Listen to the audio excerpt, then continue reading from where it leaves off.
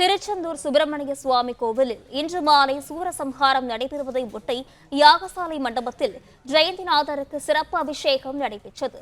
சூரசம்ஹாரத்தை காண தமிழ்நாடு மட்டுமின்றி கர்நாடக, ஆந்திரா போன்ற பல்வேறு மாநிலங்களில் இருந்து பக்தர்கள் திருச்செந்தூரில் குவிந்து வருகின்றனர். இது குறித்தான விவரங்களுடன் செய்தியாளர் நாகராஜன் இணைப்பில் இருக்கிறார். வணக்கம் நாகராஜன், விவரங்கள்.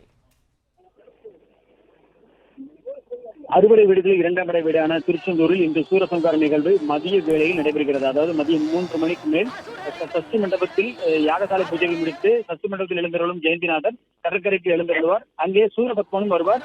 அந்த சூரபத்மனை வதம் செய்யக்கூடிய இந்த சூரசம்ஹார நிகழ்வு தான் இந்த கந்தசஷ்டி 6 நாள் விரதத்தின் சிகர நிகழ்வாக கொண்டாடப்படுகிறது. இந்த நிகழ்வை நேரில் காண்பதற்காக, ஏனென்றால் புராண காலங்கள் கூறியபடி திருச்செந்தூரில் தான் இது நடைபெற்றிருக்கிறது.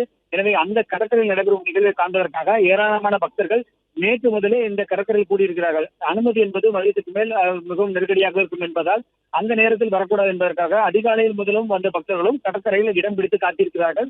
இந்த நிகழ்வை காண்பதற்காக மிக நீண்ட தொலைவில் காத்திருக்கக்கூடிய இந்த பக்தர்களை கழுகு பார்வையில் நாம் பதிவு செய்திருக்கிறோம். இந்த இடங்களில், அதாவது இதற்காக தற்காலிக குடில்கள் அமைக்கப்பட்டிருக்கிறது கடற்கரையில். அதே போல, அதாவது பக்தர்கள் தங்குவதற்காக 1,00,000 சதுர அடி 13 இடங்களில் தற்காலிக குடில்கள் அமைக்கப்பட்டிருக்கிறது.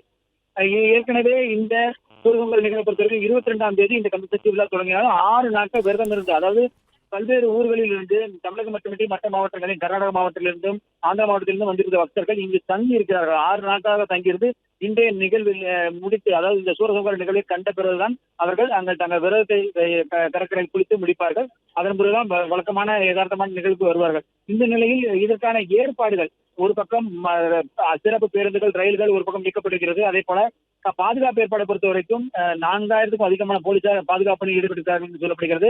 குறிப்பாக லட்சக்கணக்கான பக்தர்கள், கடந்த முறையை போலவே 5 லட்சத்துக்கும் அதிகமான பக்தர்கள் கூடுவார்கள் என்று சொல்லப்படுகிறது. எனவே அதற்கேற்ப 150 இடங்களில் சிசிடிவிகள் மூலமாக கண்காணிப்பு ஏற்பாடும் செய்யப்பட்டிருக்கிறது. அது மட்டுமில்லாது கடற்கரையில் பக்தர்கள் குளிக்கும் போது அவர்கள் ஆழமான பகுதிக்கு செல்லாதவாறும் அந்த அசம்பாவித சம்பவங்கள் தடுக்கும் வகையிலும் 4 படகுகள் மூலமும், அதே போல கடல் மிதக்கும் தடுப்புகள் மூலமும் காவல்துறையினர் அதை பாதுகாப்பு ஈடுபட்டுகிறார்கள். யாரும் அந்த வரையறுக்கப்பட்ட எல்லை தாண்டி உள்ளே போகக்கூடாது என்பதற்காக இந்த நாளில் தான், இந்த 6ஆம் நாளில் தான் இந்த யாகசாலை பூஜை முடிந்து இன்னும் சற்று நேரத்தில் அவர் சஷ்டி மண்டபத்தில் எழுந்திருக்கிறார் ஜெயந்திநாதர். எனவே இந்த நிகழ்வு இன்னும் சிறிது நேரத்தில் மிகப்பெரிய அளவில் எதிர்பார்க்கக்கூடிய அந்த கடற்கரையில் கூட்டு அதற்காகவே நீண்ட தொலைவில் பக்தர்கள் கடற்கரையில் காத்திருப்பதை பார்க்க முடிகிறது. இந்த பக்தர்களுக்கான அனைத்து அடிப்படை வசதிகளும், குடிநீர் உள்பட தற்காலிக கழிப்பறை வசதிகள் என அனைத்தும் செய்யப்பட்டிருக்கிறது. இருப்பினும் பல்வேறு இடங்களில் இன்னும் கூடுதலாக தேவை என்ற கோரிக்கையும் ஒரு பக்கம் எழுந்து வந்தாலும் இந்த நிகழ்வை காண்பதற்காக மக்கள் அனைத்து விதமான விஷயங்களையும் சகித்துக் கொண்டு அவர்கள் கடற்கரையில் காத்திருக்கிறார்கள். அதற்கான ஏற்பாடுகள் மிகப்பெரிய அளவு செய்யப்பட்டிருக்கிறது.